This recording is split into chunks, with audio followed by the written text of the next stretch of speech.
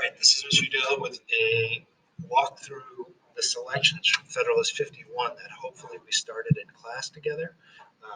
I'm recording this far in advance, so I'm taking a guess about how far we got. So I'm going to breeze through some of the beginning, which is what I hope we have done, and focus some more on the parts we didn't get to and insert some questions along the way to keep you thinking and see how well you're doing this. So hopefully we have at least said that where the main question in Federalist number 10 was factions, the main concern in Federalist 51 is the distribution of power. So the distribution of power in the departments is laid down in the Constitution. And then he goes on to say what? The way to do this, the great security against power becoming concentrated, because we do not want absolute power anywhere, is to give those who administer each department the means. So I have to give you a tool to fight with, and I have to give you the motivation to fight back. I have to give you a motive and a tool. The motive is I'm giving you some power, don't lose it, and here are the tools that I'm going to give you to fight with. Ambition must be made to counteract ambition. Right? So this is the only way to fight an ambitious person is with another ambitious person. Sorry, I'm having trouble with tools here. All right. It may be a reflection on human nature that such devices should be necessary to control the abuses of government. But one of my all-time favorite lines, what is government itself but the greatest of all reflections on human nature? And just in case I didn't say it before, going back to the beginning of the year when we talked about Locke and Rousseau and Hobbes, and what's your view of human nature? Well, Madison's giving you his answer right now. What's human nature like? Well, the humans, they need government. Really? They need like parents to watch over them, even when they're grown up? Even when they're grown up. Because if men were angels, no government would be necessary. If angels were to govern men, neither external nor internal controls on government would be necessary. If we had some angels, this would be easy. But you know what? We don't have angels. You know what we're stuck with? Me and you, right? People that we don't trust. In framing a government which is to be administered by men over men, the great difficulty lies in this. You must first enable the government to control the governed, and in the next place, oblige it to control itself. A dependence on the people is no doubt the primary control on the government, but experience has taught mankind the necessity of auxiliary precautions. So I'm going to pause the video right here, and I'm going to look for you to give me a summary of what you think that sentence means. All right, I'm going to obviously look at your attempts, but here's what it means. When we are making a government that is run by men over men, not angels over men, not men over angels, no angels involved, just people we don't trust. Here's the great difficulty, right? We have to first make the government strong enough to control the government, because us idiots, we need someone to watch over us. Okay, so here's some power, watch over us. But here's the problem. Who do we just give power to?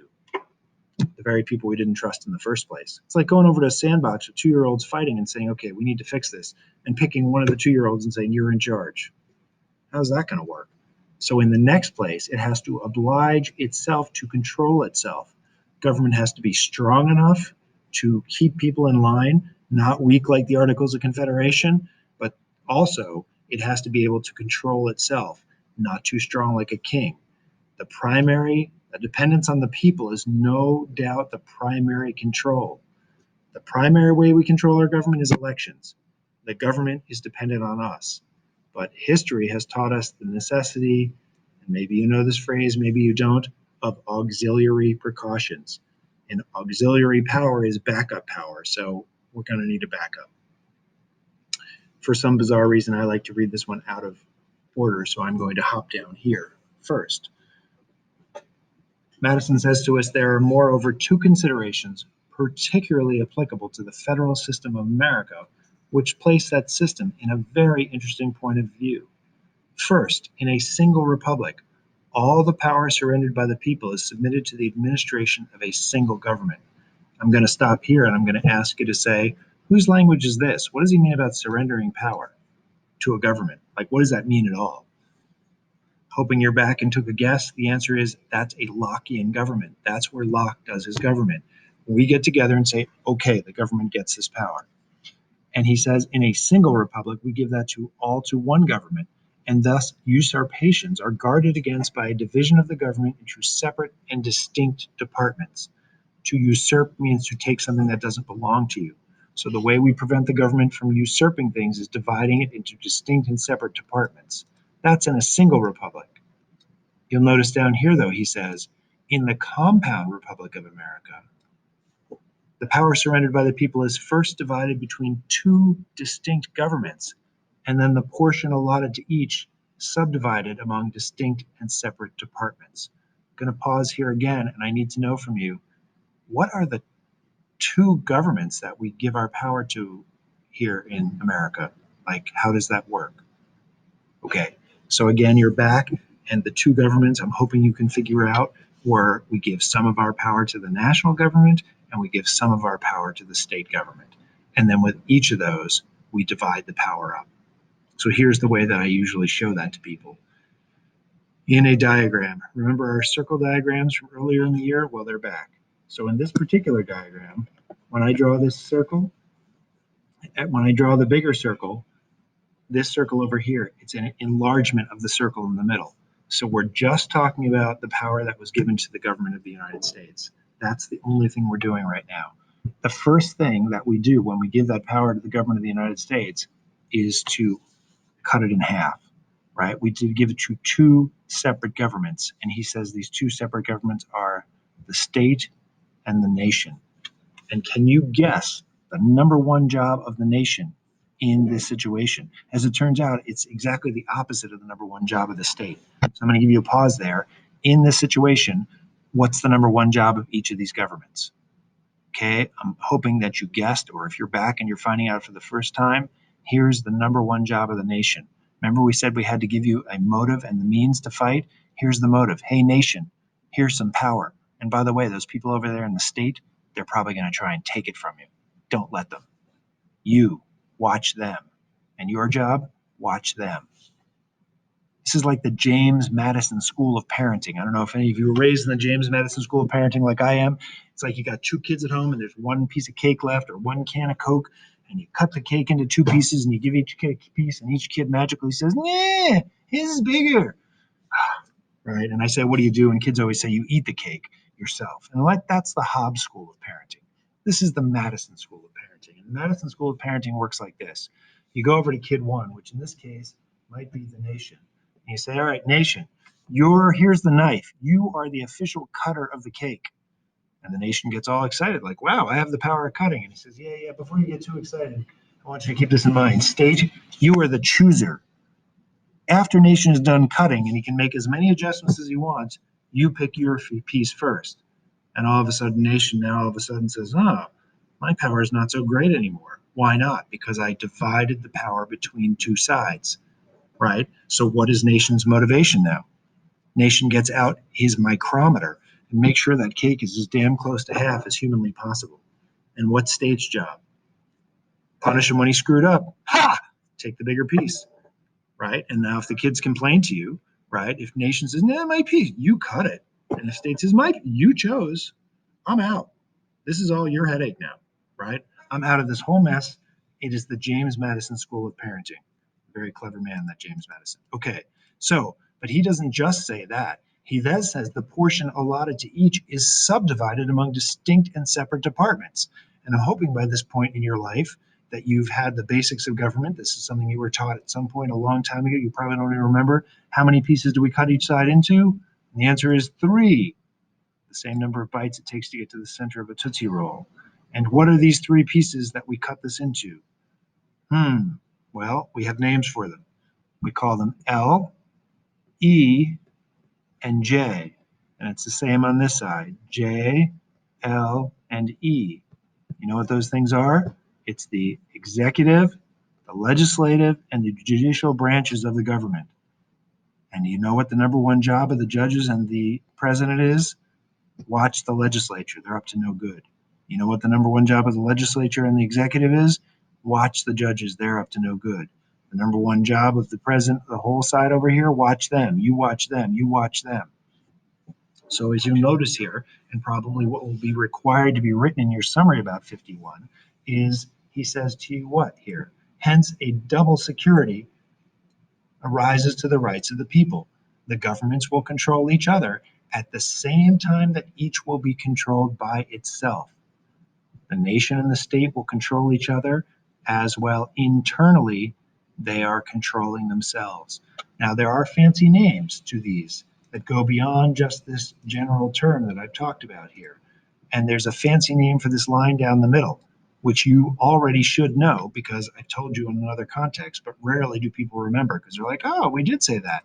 And that line down the middle, that is called federalism. Nice color choice, Mr. Udell. White on white. That is called federalism. And we learned about federalism when we looked at our three different sources of power. Power in the central is a unitary government, spread out as a confederal government. This is a federal government. This is one that divides power between nation and state, or central and regional. Right? It doesn't have to be nations and state. It can be a central government and county governments or regional governments, anything like that is. So that's that black line running down the middle. Then we got the other lines. They have a fancy name too. And I'm guessing many of you are saying, oh, I know the name of that. That's checks and balances. Well, that's mighty close, but it's not quite right. The name of that is, make those a little fatter so we can see them. These fat old yellow lines, not the black lines. The yellow lines are called the separation of powers. Separation of powers. And that's where the law making, enforcing, and adjudicating, is judging, are done by separate branches. Right? This is one cuts, one chooses. We do not give any one branch all the job. So the president is in charge of enforcing the laws, but only after the legislature makes them. And the legislature can only make them after the judges say that they're, or as long as the judges say they're not unconstitutional. So we divide that power up and then we separate it up. All right, last part of Federalist 51. There is this great chunk down here. I certainly encourage you to read it. I think if you do, you'll realize pretty quickly that this chunk down here is a restatement of Federalist number 10. If you don't recognize that, then we may have some issues there. Sorry, I'm looking for my eraser here. Here we go. Clear annotations. That wasn't what I wanted. All right, well, that worked. All right, so let's get back up to this last paragraph. It says, but it is not possible to give to each department an equal power of self-defense. So these were the three departments. There was the legislative, the executive, and the judicial. And he doesn't think that they're going to be perfectly equally divided. He goes on to say, in Republican government, the legislative authority necessarily predominates. The remedy for this inconveniency is to divide the legislature into different branches and to render them as different modes of election and different principles as the common nature of their functions and common dependence on society will admit. So this is a little bit ironic. And I'm going to give you a pause here and ask you to say, which branch does Madison think is going to dominate our system? And what is his plan? Okay, so you're back. His plan is this. He thinks that the Congress is going to dominate, which is ironic because nobody thinks that anymore. It was true for the first 120 years of our country, but it's certainly not true anymore. He thinks the Congress will dominate. How will he handle that? He handles that the same way he thinks everything should be handled when there's too much power. He divides it up into a House and a Senate. And then he goes on to say, let's make them as different as possible. Well, how does he make them different? Well, the House is elected for 2 years, Senate for 6 years. That's one way they're different. House is directly elected. Senate is elected by, each state's legislature. And as you're learning right now, because it's going on in the news, although hopefully I will use this video in a few years and it won't seem reasonable anymore, the House is the only one that can charge the president with a crime. The Senate holds the trial. So that's what he does to slow down the legislative branch and to keep it from getting out of control. He continues in his reading here, as the weight of the legislative authority requires it should thus be divided, the weakness of the executive may require, on the other hand, that it should be fortified. An absolute negative on the legislature appears at first to be the natural defense. So everybody can have a good chuckle at this. He's worried about presidents being overwhelmed by Congress. Not bloody likely in this day and age. So anyway, I'm going to pause here again. What do you think he means an absolute negative on the legislature? What's the president's defense? You're back. The president's defense is to give him the veto power, right? So we know that the president can veto Congress. They can override with a 2/3 majority, but that's extremely difficult to get two out of every three people on the same page. So there you go. There's your little summary of Federalist 51. I would assume after listening to this and reading it through, you can write me your summary.